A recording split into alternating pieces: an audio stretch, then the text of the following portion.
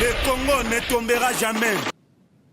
C'est très important. Et donc, je pense que voilà, c'est l'avantage que des pays comme le Sénégal et le Mali ont d'avoir une langue, et comparativement à la Côte d'Ivoire, où la langue nationale, c'est pratiquement le français. Et donc, ça fait qu'il y a plusieurs ethnies.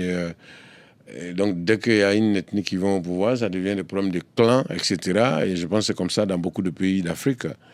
Et donc, pour répondre à votre question, même si j'ai été long, c'est un événement historique pour nous. C'est une révolution carrément.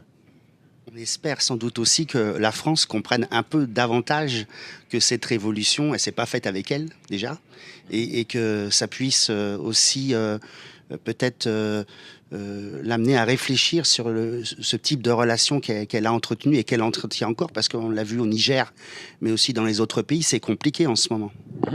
Mais je pense que la France a compris. Elle a compris. Vous savez, il y a des divorces. Pendant le divorce, il y a quelquefois un qui refuse d'accepter. Voilà. Et la France refuse d'accepter qu'aujourd'hui, la jeunesse est réveillée. Elle refuse d'accepter qu'elle ne peut plus se comporter comme avant, en paternaliste, qu'elle ne peut plus manipuler, qu'elle n'a plus le volant entièrement. Et donc, mais elle se débat. Et je pense qu'elle a compris. Elle a compris et je pense que voilà, au fur et à mesure qu'on avancera, elle comprendra. Vous savez ce qui se passe aujourd'hui au Mali? Sauvons l'Afrique.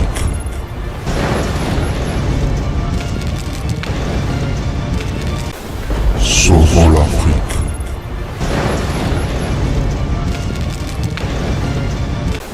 Sauvons l'Afrique. J'ai beaucoup d'émotions à vous voir, à vous revoir, parce que je vous ai déjà vu 2 fois à Nantes et Rezé. Et puis parce que j'ai une partie de mon histoire africaine qui est liée à vous. D'accord. J'étais au Sénégal, chez les Mandingues, Okay. dans la région de Tamba, quand pour la première fois je vous ai entendu. C'était Le pays va mal. Okay. Et je vous découvrais comme artiste. D'accord. Alors le Sénégal, aujourd'hui, il se passe beaucoup de choses. Et forcément, la chronologie, elle est presque parfaite. Parce que vous êtes engagé, vous avez, à travers vos chansons, vraiment participé à l'éveil de la conscience de la jeunesse. Alors, je voulais vous poser la question, est-ce que vous êtes heureux de ce qui se passe aujourd'hui au Sénégal, vous qui aviez été à un moment chassé par Abdoulaye Wade? Mais je suis heureux parce que je constate que le peuple est en train de se réveiller. Je constate que la jeunesse est en train de comprendre que c'est en fait le peuple qui a le pouvoir. C'est ça, parce que les politiciens font en Afrique comme si c'est eux qui avaient le pouvoir. Mais en fait, ils sont rien. Nous sommes plus nombreux qu'eux. Nous sommes, et donc, je pense que le Sénégal, aujourd'hui, a été un peu un laboratoire pour la jeunesse africaine. Le fait qu'aujourd'hui, malgré que tous les adversaires étaient pratiquement des milliardaires, alors le peuple a décidé que c'est Diomaye Faye. Le peuple a décidé que c'est Ousmane Sonko qui va le diriger. Et pour moi, c'est un événement historique. Pour moi, je pense que c'est un événement qui va inspirer d'autres jeunes. La force du Sénégal, c'est sa langue. Le fait que tout le monde pratiquement parle Wolof, en majorité en tout cas, une grande majorité. Et c'est ça qui est super. Quand tout le monde parle la même langue, même s'il y a des injustices, quand on peut comprendre, se comprendre, ça joue. Sauvons l'Afrique. C'est très important. Et donc, je pense que voilà, c'est l'avantage que des pays comme le Sénégal et le Mali ont d'avoir une langue, et comparativement à la Côte d'Ivoire, où la langue nationale, c'est pratiquement le français. Et donc, ça fait qu'il y a plusieurs ethnies. Et donc, dès qu'il y a une ethnie qui va au pouvoir, ça devient des problèmes de clans, etc. Et je pense que c'est comme ça dans beaucoup de pays d'Afrique. Et donc, pour répondre à votre question, même si j'ai été long, c'est un événement historique pour nous. C'est une révolution carrément. On espère sans doute aussi que la France comprenne un peu davantage que cette révolution, elle ne s'est pas faite avec elle déjà, et que ça puisse aussi peut-être l'amener à réfléchir sur ce type de relation qu'elle a entretenu et qu'elle entretient encore, parce qu'on l'a vu au Niger, mais aussi dans les autres pays, c'est compliqué en ce moment. Mais je pense que la France a compris. Elle a compris. Vous savez, il y a des divorces. Pendant le divorce, il y a quelquefois un qui refuse d'accepter.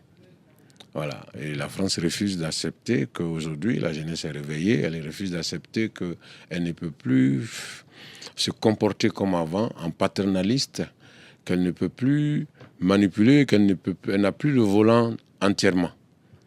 Et donc, mais elle se débat. Et je pense qu'elle a compris. Elle a compris et je pense que voilà, au fur et à mesure qu'on avancera, elle comprendra. Vous savez ce qui se passe aujourd'hui au Mali, sans forcément dire que je soutiens ou quoi, moi je soutiens les actes, mais pas les hommes, parce que les hommes passent. Mais ce qui se passe au Mali, au Burkina, aujourd'hui au Niger, ça aurait été dans 15-20 ans en arrière, il y aurait eu déjà des coups d'État. On aurait mis des gens voilà, qui vont se mettre au garde-boue. Et donc, tout ça, c'est la preuve que les choses sont en train de changer.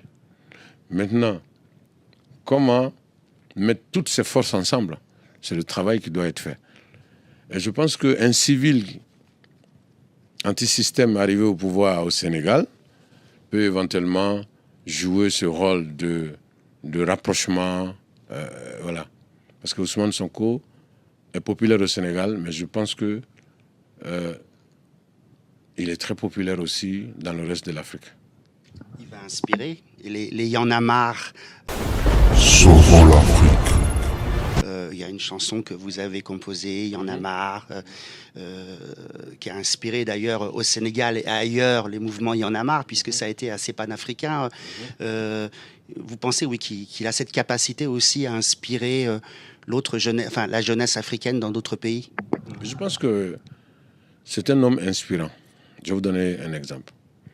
C'est la première fois qu'un leader politique est empêché d'être candidat.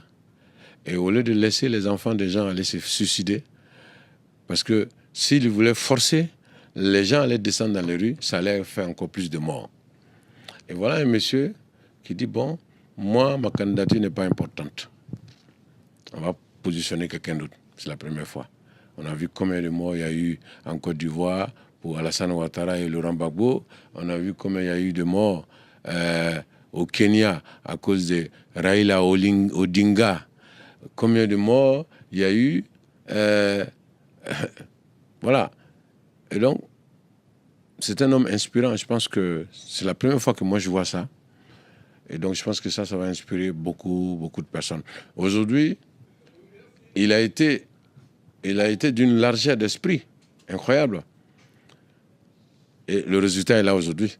Enfin, Diomaye a été élu, mais l'homme le plus puissant, tout le monde sait que c'est Ousmane Sonko. Et c'est ça qui est extraordinaire.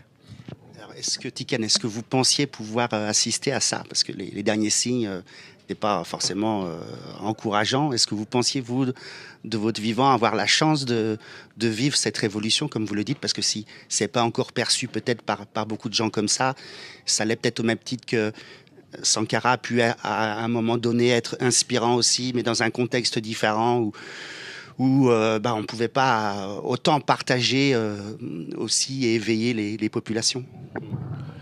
Écoutez, moi je ne pensais pas vivre ça. Mais je pense que ça fait 25 ans ou 30 ans que je chante. Réveillez-vous, personne ne viendra changer notre situation à notre place.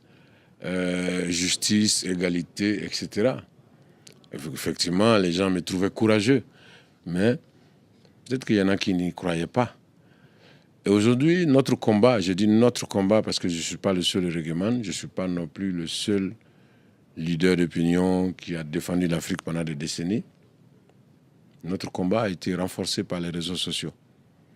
Aujourd'hui, le monde est ouvert. Tout ce qui était caché hier est dehors.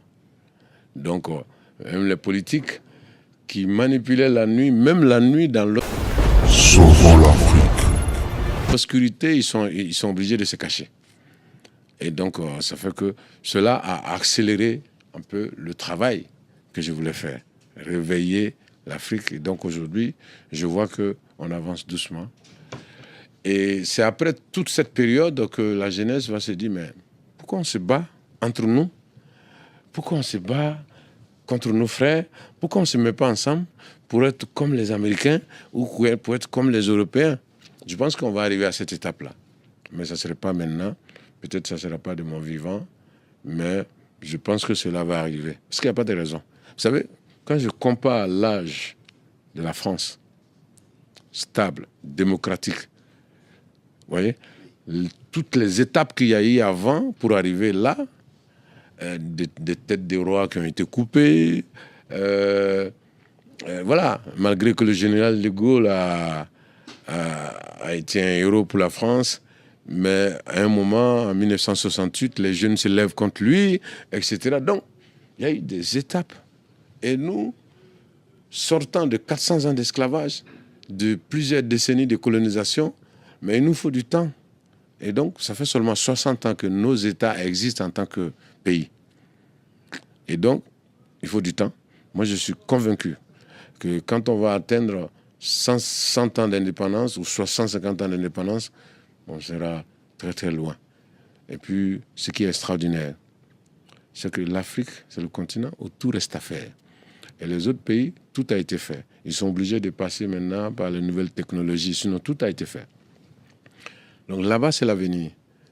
Là-bas, c'est l'avenir parce qu'on constate que nous, on a une richesse qui n'a même pas de prix. C'est le soleil.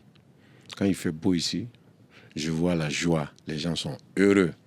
Ils sont heureux, on dit il fait beau. Même s'il fait beau une journée, eh bien, bienvenue sur le continent où dans la majorité des pays, il fait beau tous les jours. C'est l'été continu. Et donc, rien que ça, avec les matières premières, etc. Donc, moi, je suis convaincu que l'Afrique va se lever et que même beaucoup de personnes voudront aller prendre leur retraite là-bas. Et il y a un exemple palpable, le Maroc. Le Maroc est stable. Et combien de Français ont acheté leur maison de retraite au Maroc? C'est un exemple simple. Quand on sera 20, quand on sera 50, hein, c'est... Quand on sera unis, ça va faire... Nous sommes 54 pays avec la majorité des matières premières dont les pays, 10 pays développés, ont besoin pour continuer leur développement. Vous voyez? Et quand on parle de cacao, chocolat, je ne sais pas si vous connaissez un petit occidental qui n'aime pas le chocolat.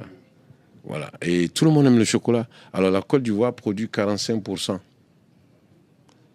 Alors le Ghana produit Sauvons l'Afrique. 20%. Nous sommes déjà à 65%. Quand vous ajoutez les 15% du Nigeria, nous sommes à 80%. Quand vous ajoutez les petites productions des pays forestiers, alors l'Afrique seule nourrit le monde entier en chocolat. Et quand on parle de l'or, du pétrole, du diamant, manganèse, coltan, sur la planète aujourd'hui, rares sont les gens qui n'ont pas de téléphone portable. Alors il y a une matière dans le téléphone portable qui vient à 90% du Congo-Kinshasa. Alors comment un continent comme ça peut être pauvre? Et donc, personne ne viendra défendre ses intérêts à notre place. Et c'est pourquoi nous mettons l'accent sur le réveil de l'Afrique. Pour que, aujourd'hui, Diomaye a été élu grâce au peuple. Alors, il doit comprendre que le peuple, c'est un anti-balle. Alors, quand il te protège, quand il le trahit, il te lâche, t'es mort. L'arrivée de Macky Sall a été un événement aussi au Sénégal, je me rappelle. C'était une victoire aussi de la démocratie. Et puis, à la fin, c'est lui qui a massacré la démocratie. Il a massacré la démocratie et malheureusement, il est vomi aujourd'hui par son peuple. Parce que s'il était aimé par son peuple, le peuple allait voter pour le candidat qu'il a montré. D'ailleurs, j'ai appris aujourd'hui qu'il allait partir avec sa famille à Marrakech, au Maroc. Oh, la famille, je crois que oui, c'est déjà prévu. Apparemment, on lui a trouvé un boulot quelque part. Donc, mais ils ont voté une amnistie, mais il y a eu 80 morts quand même. Il y a eu 80 morts. Voilà, donc 80 morts, c'est pas... Voilà quoi. Mais je pense que dans l'avenir, voilà, je ne sais pas comment ils vont faire, mais 80 morts, C'est beaucoup. Tiken, vous êtes originaire, vous lui avez dit, vous avez des racines mandingues. Vous parlez un peu le mandingue? Très bien. Kotonate, Ivedi, Ibekayalito. Alors, j'aimerais, moi, pour mes amis de Tambacounda, de Makakoli-Bantan, si vous pouviez les saluer, ça leur ferait plaisir dans leur petit village. Ils ont voté, et c'est la première fois qu'ils votent pour l'opposition. Ouais. Ils ont voté toujours pour le président sortant. Pour la première fois, ils ont voté pour le nouveau président. Et si vous pouvez leur dire un petit mot en malinké, en mandingue, je pense que ça leur ferait plaisir. Tambacounda Kalo Mbalufola ne Tiken Jaffa Koli. N'a dɔn n'a maninka kan a bɛɛ ti se ka mɛn mais hali tɛ se ka dɔɔni mɛn a la n y'a fɛ k'alu fo bawo kalafili min kɛla n y'a mɛn ko a ye voté la pour que koolu ka yɛlɛma n bɛ dugawu de kɛra sisan ala ma koolu yɛlɛma la alu ye jigi min ta k'a da Diomaye Faye ni Sonko kan ala ma aw jigi fa la n tɛra fɛ k'aw le dugawu kɛ k'aw le foli kɛ k'ala salu ma bawo ne ye maninka de di. Abaraka Tiken. Les parents de la victime n'oublient jamais. C'est pourquoi nous allons pardonner, mais jamais oublier. Nous allons pardonner, mais jamais oublier. Le Congo ne tombera jamais.